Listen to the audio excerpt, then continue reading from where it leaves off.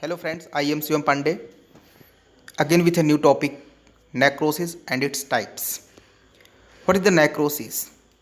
Actually, necrosis is the very important topic of pathology and interconnected to mostly all the topics of pathology of including systemic and basic pathology. Today I will discuss very clear concept on the necrosis and its types. What is the necrosis? Necrosis is the form of cell death. Necrosis the form of cell death.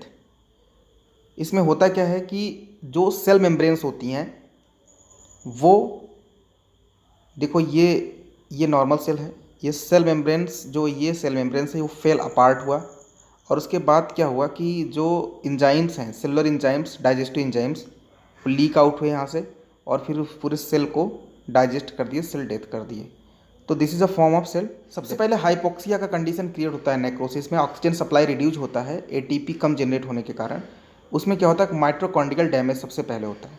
उसके बाद क्या होता है कि उसके बाद जब oxygen supply होने के कारण उसमें रिएक्टिव ऑक्सीजन स्पीसीज बनती हैं लो ऑक्सीजन सप्लाई के कारण, और वो सेल मेम्ब्रेन को डैमेज करती हैं, जिससे कि लाइसोसोम से जो डाइजेस्टिव एंजाइम होते हैं वो लीक होकर के पूरे सेल को ईजिली डाइजेस्ट कर ले जाते हैं। ये बहुत इंपॉर्टेंट है। इसमें देखो आपको समझना पड़ेगा साइटोप्लाज्मिक चेंज क्या होता है। नेक्रोसिस के बाद साइटोप्लाज्मिक चेंज क्या है, यहाँ बहुत इंपॉर्टेंट क्वेश्चन बनता है। पहली बात तो सेल में स्नोफिलिया बढ़ता है, स्नोफिल्स बढ़ जाते हैं, और जो सबसे इंपॉर्टेंट पॉइंट है वो आरएनए और डीएनए, न्यूक्लिक एसिड का डिस्ट्रक्शन होने के कारण कम हो जाते हैं। और जो माइलिन फिगर होता है वो नेक्रोटिक सेल में बहुत ज़्यादा प्रोमिनेंट होता है। और सबसे इंपॉर्टेंट पॉइंट है कि जो साइटोप्लाज्म वक्यूलेटेड हो जाता है, वक्यूल शेप में हो जाता है साइटोप्लाज्म। बस इतना इंपॉर्टेंट साइकोलॉजिकल। अब हम देखेंगे न्यूक्लियस में क्या चेंज आता है, इसको समझने की कोशिश करेंगे। न्यूक्लियर चेंज में को हम तीन तरह से देखेंगे। पहला पिक्नोसिस और कैरियोरेक्सिस होता है इसमें, और कैरियोलिसिस। पिक्नोसिस के केस में क्या होता है कि जो न्यूक्लियस होता है उसका श्रिंकेज हो जाता है, न्यूक्लियस श्रिंक होने लगता है, जिससे कि डीएनए श्रिंक होकर के एक ब्लैक स्पॉट बनाता है, जैसे कि यहाँ दिखाई दे रहा है ये। उसके बाद कैरियोरेक्सिस में क्या है, यही जो ब्लैक स्पॉट है डीएनए का, उसका डिस्ट्रक्शन होने लगता है। तो इसे प्रोसेस को कहते हैं कैरियोरेक्सिस को डिस्ट्रक्शन हो रहा है। और कैरियोलिसिस के केस में क्या होता है कि पूरी न्यूक्लियस का डिस्ट्रक्शन होगा। कैरियो मतलब न्यूक्लियस, इसका पूरा डिस्ट्रक्शन होने लगा और ये पूरा कैरियोलिसिस स्प्लिटिंग होने लगा। तो ये तीन न्यूक्लियर चेंजेस होते हैं। फेट ऑफ नेक्रोटिक सेल बहुत इंपॉर्टेंट कॉन्सेप्ट है ये, कि सब ये सोचने वाली बात है कि जब सेल्स की नेक्रोसिस हो गई तो सेल्स का होता क्या है। तो दोनों पॉजिटिव और निगेटिव वे दोनों में है। एक्चुअली होता क्या है, जो नेक्रोटिक सेल्स है वो एंजाइम के द्वारा डाइजेस्ट भी कर लिए जा सकते हैं, कि जो नेक्रोटिक सेल्स हैं उन्हें एंजाइम्स ने डिसअपियर कर लिया, डाइजेस्ट कर लिया। या फिर वो अगर परसिस्टेंट हैं तो जो माइलिन फिगर्स हैं वो जो है अदर सेल्स के द्वारा फैगोसाइटाइज्ड होकर के वो फैटी एसिड में चेंज होते हैं। और फैटी एसिड जो होता है वो कैल्शियम के साथ बाइंड करके कैल्शियम साल्ट बना लेता है, और उसके बाद फिर वो डेड सेल्स जो होते हैं वो कैल्सिफाइड हो जाते हैं। तो यहाँ तक हमने समझा कि नेक्रोसिस क्या होता है, उसका मैकेनिज्म क्या है और उसका फेट क्या है, और साइटोप्लाज्मिक और न्यूक्लियर चेंज क्या क्या होते हैं नेक्रोसिस के बाद। अब यहाँ पर समझेंगे टाइप ऑफ नेक्रोसिस। तो नेक्रोसिस 6 टाइप्स के होते हैं, किसी किसी बुक में 5 टाइप्स दिया है। तो यहाँ पर हम गैंग्रीनस नेक्रोसिस को भी इसमें कंसिडर करेंगे। वैसे गैंग्रीनस नेक्रोसिस को हम यहाँ कंसिडर करेंगे। तो ये होता है सीजियस नेक्रोसिस या कैजियस नेक्रोसिस भी कहीं कहीं पढ़ते हैं, fat necrosis, coagulative necrosis, लिक्विफेक्टिव necrosis, फाइब्रिनॉइड और गैंग्रीनस। इसको हम याद करेंगे कैसे, C2 F2 LG। ठीक, आगे हम सबको अलग अलग डिटेल्स में देख रहे हैं। सबसे पहले हम देखेंगे कोगुलेटिव नेक्रोसिस। कोगुलेटिव नेक्रोसिस का सबसे इंपॉर्टेंट पॉइंट है कि ये फॉर्म स्ट्रक्चर को अफेक्ट करता है, मतलब कॉम्पैक्ट स्ट्रक्चर को अफेक्ट करता है, और जो टिश्यू का आर्किटेक्चर होता है वो कॉम्पैक्ट रहता है, और उसके बीच में जो स्ट्रक्चरल प्रोटीन्स होती हैं उस कॉम्पैक्ट स्ट्रक्चर के बीच में वो भले एंजाइम के द्वारा डाइजेस्ट हो रही हैं, लेकिन उसका स्ट्रक्चर फॉर्म स्ट्रक्चर है, आर्किटेक्चर कॉम्पैक्ट है। तो एग्जाम्पल को समझेंगे हम कोगुलेटिव नेक्रोसिस में। तो जैसे कैरेक्टरिस्टिक्स ऑफ इन्फ्राक्ट, कोई इन्फ्राक्ट होता है तो जैसे ये सभी सॉलिड ऑर्गन्स में होता है, ब्रेन को छोड़ के सारे सॉलिड ऑर्गन्स में कोगुलेटिव नेक्रोसिस होता है। ब्रेन में सॉफ्ट टिश्यूज होते हैं तो यहाँ पे लिक्विफेक्टिव नेक्रोसिस होता है। तो ये एग्जाम्पल है। इस फिगर में हम हिस्टोलॉजिकल एग्जामिनेशन को देखने की कोशिश करेंगे। जैसे कि हमने बताया कि जैसे ये नॉर्मल हार्ट है, नॉर्मल हार्ट सेल है, और ये है कोगुलेटिव नेक्रोसिस। नॉर्मल किडनी है, ये है कोगुलेटिव नेक्रोसिस। नेक्स्ट हम देखेंगे लिक्विफैक्टिव नेक्रोसिस। लिक्विफैक्टिव नेक्रोसिस बहुत इंपॉर्टेंट पॉइंट है, बैक्टीरियल इन्फेक्शंस में ही देखने को मिलता है बेसिकली, या कभी कभी फंगल इन्फेक्शंस में, और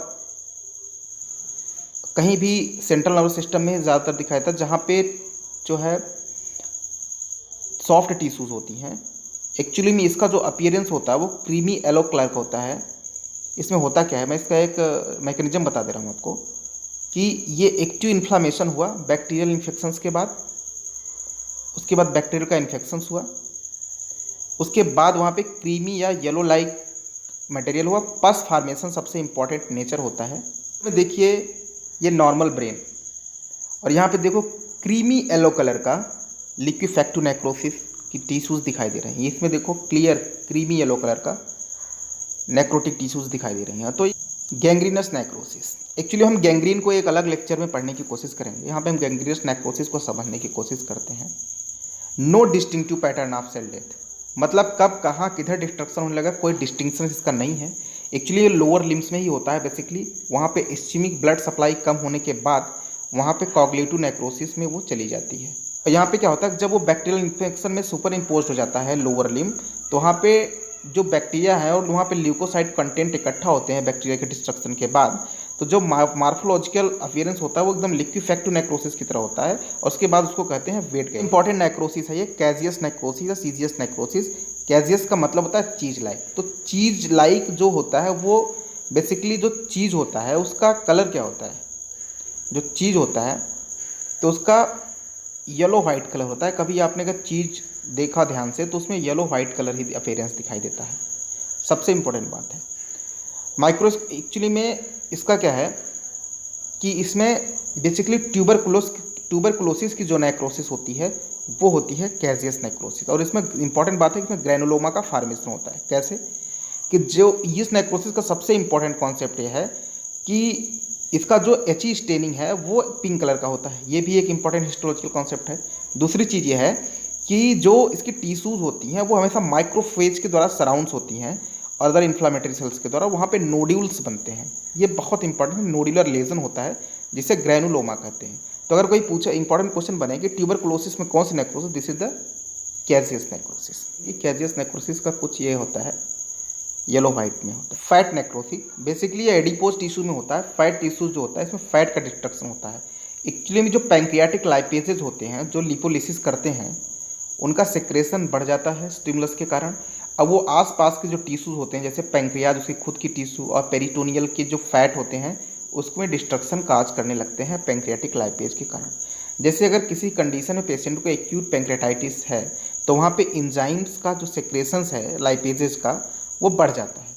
तो फिर क्या करता है कि लाइपेज जो है वो ट्राइग्लिसराइड्स जो एस्टर्स होते हैं उसको स्प्लिट कर देता है फैट सेल्स में, और जो फैट के सेल्स होते हैं उसका चाकी वाइट एरिया का अपीयरेंस देने लगते हैं। क्यों? क्योंकि वहाँ फैट सेल्स जो होता है वो कैल्शियम से बाइंड करके सापोनिफिकेशन रिएक्शन काज करता है। सापोनिफिकेशन रिएक्शन के बारे में सब अच्छे से जानते हैं।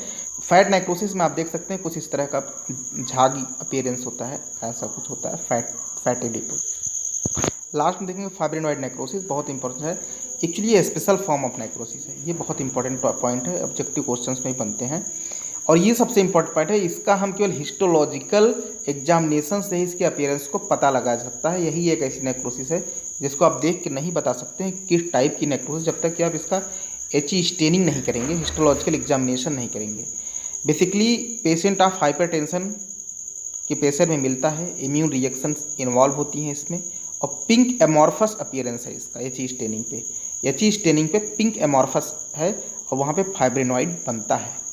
इस फिगर को ध्यान से देखिए आप, पिंक एमॉर्फस अपीयरेंस यहाँ पे दिखाई दे रहा है, पिंक कलर का अपीयरेंस फाइब्रिनॉइड नेक्रोसिस है। तो थैंक यू फ्रेंड, हम नेक्स्ट लेक्चर में गैंग्रीन के बारे में डिस्कशन करेंगे, तब तक के लिए।